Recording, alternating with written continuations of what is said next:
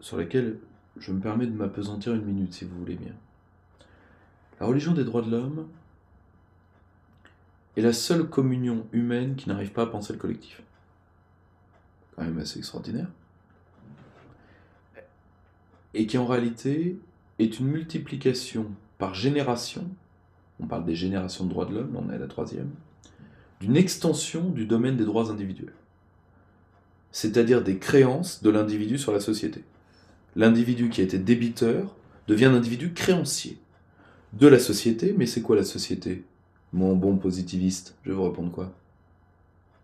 Les sociétés, c'est les morts, les vivants et les à-naître. Oubliez jamais, vous pouvez détester Auguste Comte, mais cette idée pénétrante de la transmission et qu'une société est faite de plus de morts que de vivants, c'est à lui que vous la devez. N'oubliez jamais ça. Or, le grand problème qui se pose, c'est que les droits de l'homme font une sorte de chéquier illimité sur le dos des générations futures. Par des droits de plus en plus individuels et qui vont vers l'indifférenciation. Nécessairement. Parce qu'en réalité, c'est quoi la principale passion des êtres humains après la libido? C'est l'imitation. Plus vous donnez des droits aux êtres humains et quand vous ne leur donnez que des droits, ce qu'ils veulent, c'est pas avoir des droits, c'est avoir les droits du voisin. Je ne peux pas avoir d'enfant, oui, mais j'en veux quand même. C'est mon droit. Vous voyez ce que je veux dire? Quand vous voulez humaniser, vous donnez des devoirs. Et dans la pensée des droits de l'homme, ce qui ne veut pas dire que ça y est, il faut en revenir à attaquer 1789, comme tous les... Ça aussi, c'est un réflexe qui commence sérieusement à me saouler. Je vous le dis sincèrement. Hein. Parce que en 1793, vous avez une déclaration des droits et des devoirs du citoyen. Et surtout, c'est la déclaration des droits de l'homme et du citoyen. Parce que pour être homme, pour des hommes pénétrés de pensée grecque et romaine, ce qui est le cas, sauf les libéraux de 1789, donc Benjamin Constant, mais ce qui est le cas, par exemple, des Thermidoriens, ce qui est le cas de Saint-Just, ce qui est le cas de Robespierre, on est homme quand on est citoyen. Vous voyez ce que je veux dire? Ce sont des hommes qui croient fondamentalement à ce qu'Aristote appelait le zoon politikon, l'animal politique. Là où on va faire une déclaration seulement des droits de l'homme, c'est quand? C'est récent, c'est 1948. Je vous renvoie à un texte d'Arnaud Imaz disponible sur le net, et si je peux me permettre, disponible sur le site du Cercle Aristote, et dans la très bonne revue de Philippe Conrad, la Nouvelle Revue d'Histoire, sur une déclaration pas si universelle que ça. Parce que la Déclaration des droits de l'homme fut condamnée par la plupart des grands intellectuels de son temps, à commencer par le Mahatma Gandhi, qui avait dit « Ma pauvre maman, qui pourtant ne savait pas lire, m'a expliqué quand j'étais petit qu'un droit sans un devoir, ça doit impliquer la méfiance. » Les grandes autorités morales de ce temps ont condamné cette déclaration auquel M. Hessel dit avoir participé alors qu'il n'y a jamais participé. Mais bon, on ne va pas s'acharner sur un corbillard, c'est le cas de le dire. Mais et vous voyez, le problème, c'est que c'est à ce moment-là où les droits de l'homme entrent dans une optique, disons, absolutiste pris au sens courant. C'est-à-dire ils sont déliés de la citoyenneté. Et qui dit délié de la citoyenneté, dit délié de la politique. Et délié de la nation. Comme le disait Raymond Aron, la nation, c'est le transfert à la politique de l'idée millénaire d'égalité. Vous voyez ce que je veux dire? Là, c'est les droits de l'homme en soi. C'est-à-dire que l'homme devient... Le citoyen, c'est particularisé. Vous êtes citoyen d'une cité. Et aussi la dimension culturelle. Quand vous avez les droits de l'homme, c'est l'homme avec un H majuscule tel que l'Occident le voit. Et d'ailleurs, c'est ça le gag, quelle seule zone géographique va faire une déclaration des droits de l'homme? Quelle est la première zone géographique à se doter d'une autre déclaration des droits de l'homme?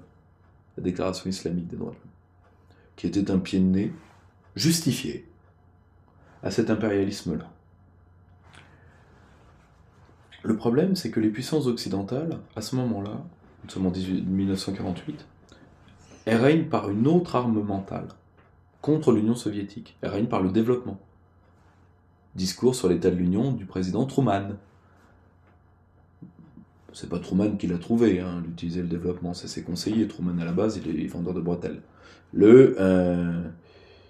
un méchant bougre, hein, pas une flèche quand même. Mais contre l'Union soviétique qui promet le paradis socialiste aux États en cours de décolonisation, on va promettre le développement. Le problème, c'est que l'Union soviétique arrête, grosso modo, sa politique de puissance lors en 1956, Budapest. À ce moment-là, l'extension maximale de l'influence de l'URSS s'arrête. À partir de ce moment-là, l'Occident va continuer sa politique de développement, mais dans la crise des dettes souveraines des années 80. Il va falloir trouver autre chose. On a ruiné les pays d'Amérique latine et d'Afrique. Monsieur Candessu, par exemple. Donc il ne faudra pas oublier. Par la crise de la dette, qu'est-ce qu'on va leur vendre? Le développement? Non. Les droits de l'homme. Vous voyez, pardonnez-moi cette longue digression, vous voyez où je veux en venir? Et donc, dans les années 80, vous savez pourquoi? Parce que même le développement, quand vous le promettez, vous devez être souverain. Quand vous êtes en France. Ou quand vous êtes en Afrique, quand vous êtes en Amérique latine. Bon, nous avons nos équivalents du FMI, hein, nous avons le serpent monétaire et la construction européenne. La mise en coupe réglée des États. Et bien on va donner les droits de l'homme. Parce que l'avantage des droits de l'homme, c'est que comme je vous l'ai dit, ça réveille des jalousies interpersonnelles, passion mimétique, donc c'est de l'horizontalité. Il n'y a pas de collectif et il n'y a pas de transcendance. Enfin, il n'y a pas de transcendance avouée. Alors que théoriquement, s'il y a des droits de l'homme uniques, il y a une dignité humaine unique, on est d'accord. Donc une nature humaine unique, on est d'accord. Donc ça pose la question d'un créateur unique, on est d'accord. Cet aparté n'est pas de moi, il est de Jean-Paul Sartre. Jean-Paul Sartre voyait dans les droits de l'homme, a raison, une conception chrétienne, et les détestait pour ça. Vous voyez ce que je veux dire? Mais là, le système d'extension du droit de l'hommisme, qui va vers l'égalitarisme niveleur de l'indifférenciation, ce qui est terrible, l'indifférenciation, c'est de rendre l'humanité une sorte de magma originel. Va se heurter à quoi? À une anthropologie qui n'est absolument pas chrétienne, qui est aristotélicienne, sur le mariage, sur l'éducation, etc., que les chrétiens ont repris, mais qu'ils n'ont pas créé. Et ça, même les plus radicaux des penseurs catholiques d'aujourd'hui, des Claude Paulin ou des Claude Rousseau, sont d'accord là-dessus.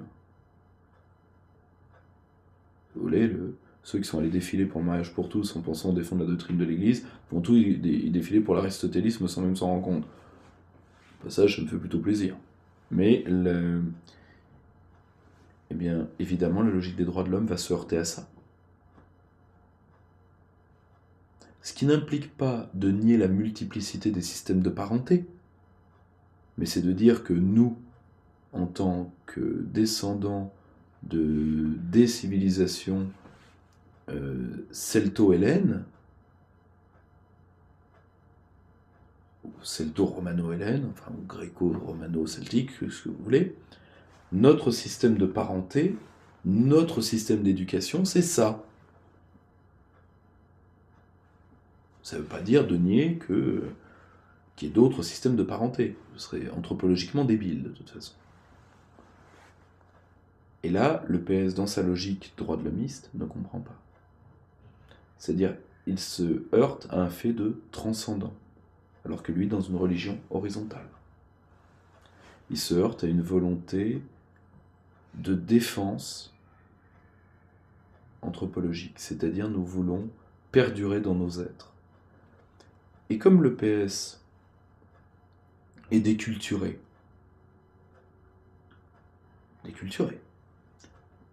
il se dit, eh ben on va aller rechercher la laïcité, tiens. Alors que, au même moment, vous avez au sein de la gauche ceux qu'on appelle les républicains, qui eux sont des républicains authentiques, c'est-à-dire des gens qui cherchent le règne de la loi, et donc de la souveraineté, qui vont poser la question scolaire. C'est l'époque Finkielkraut, Régis Debray. D'accord? Vous vous en rappelez peut-être. C'était dans les années, début des années 90. C'est l'affaire de Creil, et c'est l'affaire du voile à l'école. Et si vous voulez, ces républicains-là vont se heurter au droit de l'hommisme du Parti socialiste.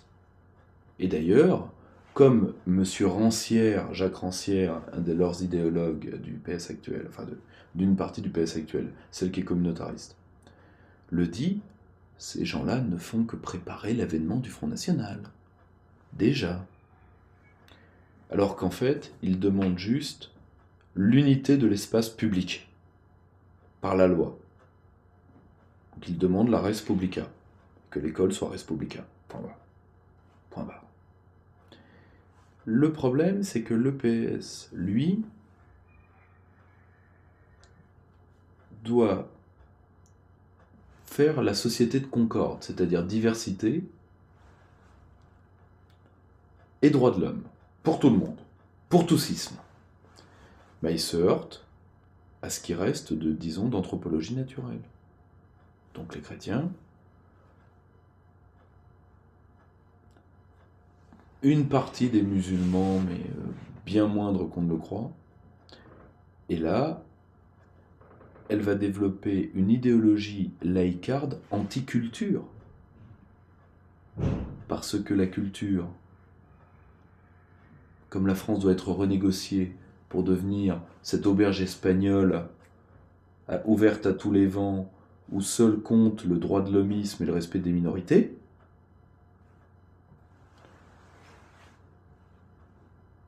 eh bien il faut une laïcité anticulturelle. Et ce n'est plus du tout à titre de culte qui s'attaque aux chrétiens, mais de culture. Parce que la culture française est en partie chrétienne.